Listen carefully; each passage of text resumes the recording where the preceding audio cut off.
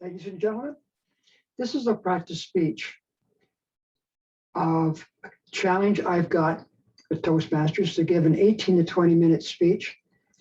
It's a rather more longer speech than normally are. And the title of this speech is going to be How a Toastmaster Speech Changed My Life. Ed Nicholson, How a Toastmaster Speech Changed My Life.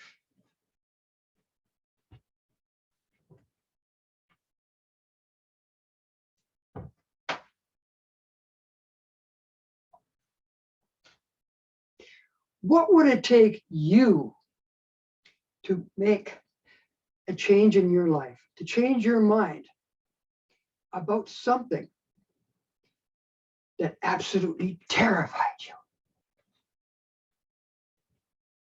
Madam Toastmaster, fellow Toastmasters, and most welcome guests.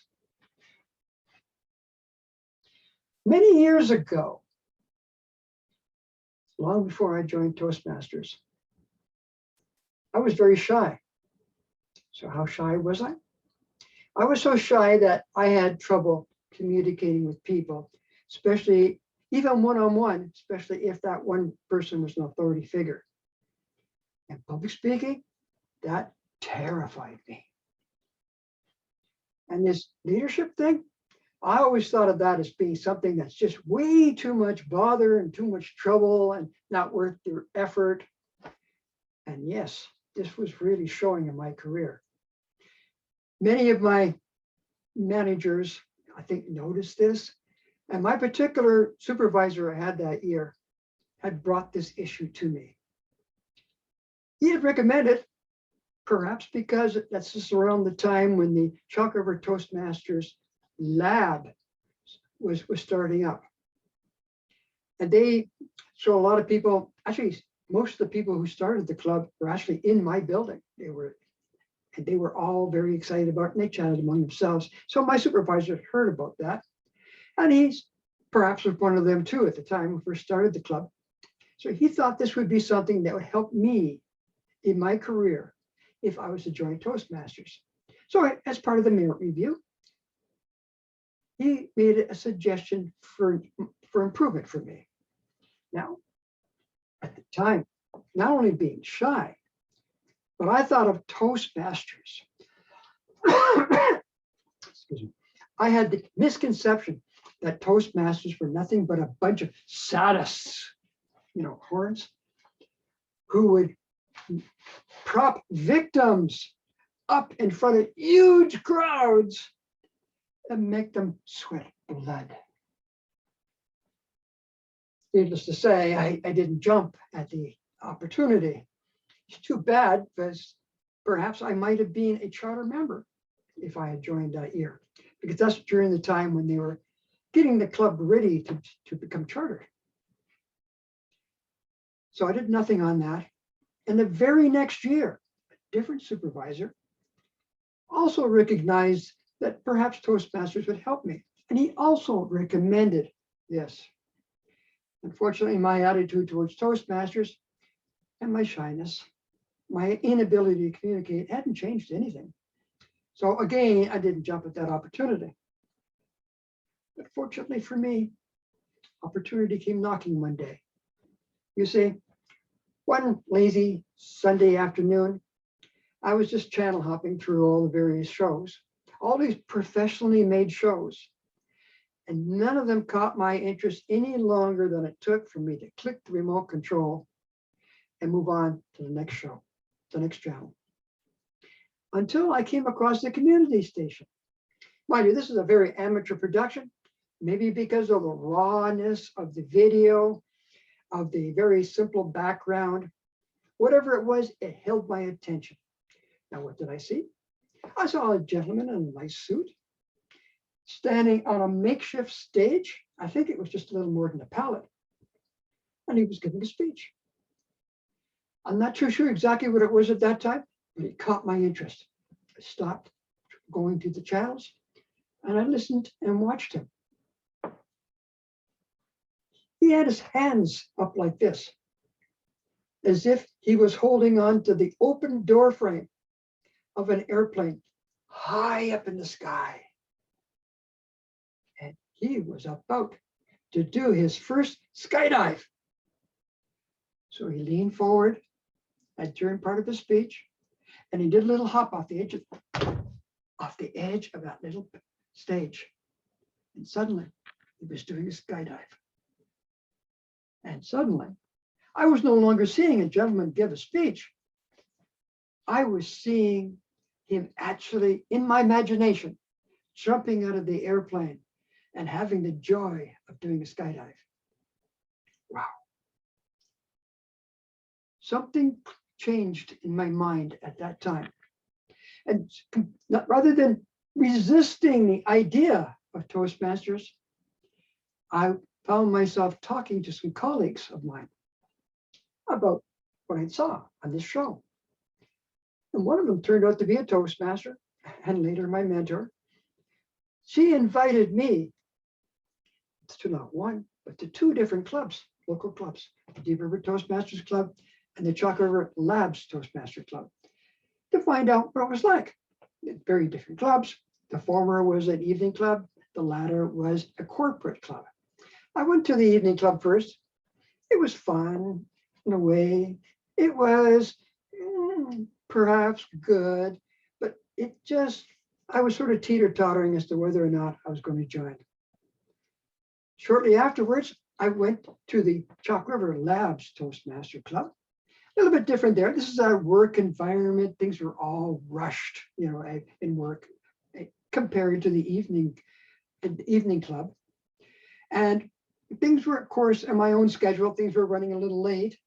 And also with my mentor, the person who was inviting me there, she was running late too. And she told me in a text, go ahead, I'll catch up.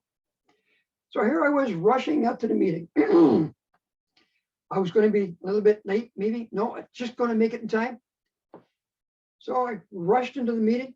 And rather than stopping at the door and peeking in slowly, I ran right into the room and stopped dead. Because suddenly I started wondering, am I in the right place? This great big table full of very busy looking, very important looking people were getting ready for something, and I didn't want to disrupt any high level management meeting. So I was about to flee out the door when I realized that's a Toastmaster banner. I am in the right place. So then I was deciding whether I should flee anyway, or maybe hide in the back of the room, when one of those people noticed me and came over and invited me over to the table. Before I got there, several other people had noticed me as well, and they were standing too, inviting me and making me feel really welcome. Despite the fact that they were very busy just a moment before, fairly crowded around the table. They still crowded a little bit more, make space for me to sit with him at the table. Made me feel very welcome, even though these were very important looking people. That day went by pretty quick. That meeting went by pretty quick. I remembered the dreaded table topics. And I think I remember a speech or two being held. And later on, I had the opportunity. I was asked if I wanted to join. And yeah, I wanted to be part of this. This excited me. And my mentor, well, the lady who invited me here, actually agreed at that time to become my mentor too. So things were golden. Went back to many meetings like that.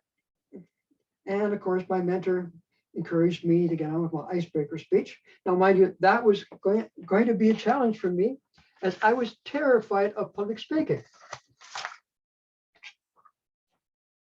So, as was allowed for doing your first icebreaker speech, you can write every word you're going to say on a sheet. And I started practicing with my mentor's help, of course, my mentor's help. And I practiced, and I practiced, and I practiced again. And oh yes, let's call it what it really is. I procrastinated. I was terrified. And I procrastinated. I was still terrified. And my mentor realized that this was going to have to get going. So practically bending my arm behind my back, not actually, but practically, she encouraged me to get to the front of the room, give my speech. Well, after my Toastmaster had invited me to that position, introduced me, here I was at the front of the room. Chester, yeah. I was really scared, but I kept my head down and I read every word that was on my sheet. My speech was completely read. By the time I finished, my notes were sopping wet with the sweat from my hands. It just took a lot for me to do that first speech. I got her done. Afterwards, everybody was clapping. Some were even standing. Wow, this was fantastic. Well, I think the rest of the meeting went by a bit of a buzz for me on that. But one of the things that happened was that my evaluator congratulated me for the courage to get up and speak. I think he recognized that because I'm pretty sure it was probably the worst speech I ever made. But yes, it was the most important speech because it got me speaking in front of a group of people. Got me going. That was so important for me. And of course, that was the beginning of many speeches I gave. Not too long after that, I gave another speech and another speech. Until then, a few years later, I actually got my first CC, my first 10 speeches done. Success. On the way, I was getting better at giving speeches. So along that line, I volunteered with weekly meeting roles, again, gaining the experience and courage to speak and to lead in minor ways. Also getting on the executive of the club. Eventually, things even progressed further, not only on the executive, but also being the president of a local club, VP Ed, then the president, helping involved in the 10th anniversary of our club. No, it was 20th anniversary of our club at that time. Things were getting a lot better. Experience. I even became the area governor, as we called them back then. Now we're calling him area director. Gaining a lot more experience in leading people, being able to speak freely with people, getting rid of this shy thing, enjoying life a whole lot more with the way I was able to meet with people, to do more things with people. This was great.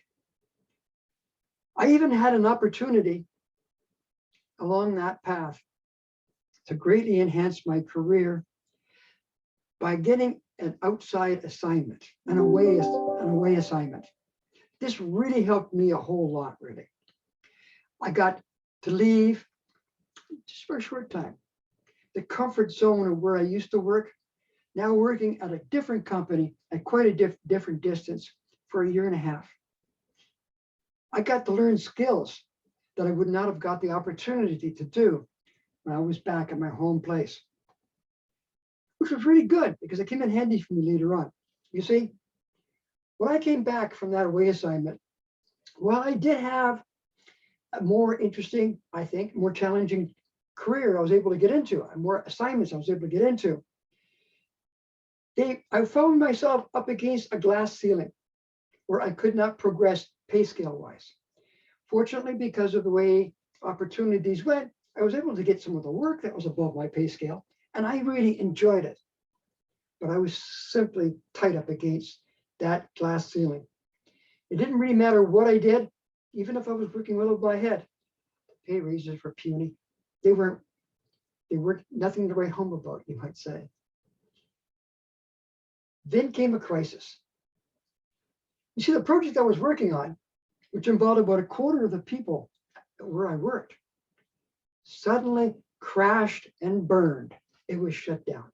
And all the people in that project were either out of a job or they had to find another job in the company so they wouldn't get laid off. And even that, there were a lot of people who took their, what they call job fair jobs, and they weren't good fits in those jobs. And they ended up getting laid off a few months later because of that bad fit. Myself, I was a senior tech at that time. As I mentioned, I've been working above that level. And the only position they could find for me was a very low level, entry level technical job. I certainly didn't want that. On top of that, that position already had somebody working in it. And that person was a friend of mine. And in order to have that job, I'd have to bump them out of that job. Something I did not want to do. Fortunately, I had another option. You see, the internal competitions for the company was still in effect.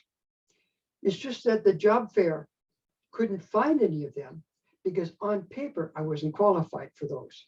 You see, while I had a 3-year diploma in the technical trade, I did not have the 4-year degree, which you get from a university, which is other positions required. Not that I couldn't do those jobs. I was working at those jobs. I was doing those jobs. But in order to apply for those jobs, the HR department required me to have that degree. Fortunately, there are exceptions to that, but the HR department wouldn't consider them. Now, so I had to find that exception. So how do you make this work? I asked myself. The answer was, I had to get an interview. The HR department weren't going to give it to me because I didn't have the degree. But remember a while ago in my speech here, I mentioned that when I first got into Toastmasters, this room was full of these very important looking people, perhaps managers. Well, I got them. A lot of them became my good friends, my Toastmaster friends. And if they weren't managers then, they were managers at this time. And I knew them. And some of them were in that department that I was applying for a job in. So I looked into it. I talked to those friends I had. And while they couldn't give me the job, they could get me the interview. Hey, that's what I needed to make it work. Because when I faced that hiring committee during the interview, and of course saw one of my Toastmasters friends on that committee, I had no trouble at all convincing them. Not only is a Toastmaster clearly able to present myself and speak clearly and easily, demonstrate that I had the skills, at least in terms of communications, to do the job. I'd also had credentials in terms of already doing a lot of that work, not only from the away assignment I had, but from the work I was doing in the current project that had just got canceled. So I aced that interview. Got it, no problem, passed it. And in fact, right after the meeting, when I talked to some of the people informally afterwards, I was assured that I had the position. Now, that made a big difference for me. Once I had that promotion, that glass ceiling I mentioned earlier was gone. And every year after that, I got a huge increase compared to what I was getting before, because no longer was I restrained by that glass ceiling. I enjoyed the work I was doing, and that's probably why it reflected so much on the pay raises I got every year. You see, yes, from that point on, my career took off to the sky. Now, at the beginning of this speech, I mentioned that I saw a gentleman give a speech. And he was, in the speech, he was telling about being high up in the sky. Watching that speech made a big change in my life. It changed my attitude towards Toastmasters. It made me think more positively. And as such, seeing that gentleman give that speech made the change in me to go from being shy to the sky. Madam Toastmaster.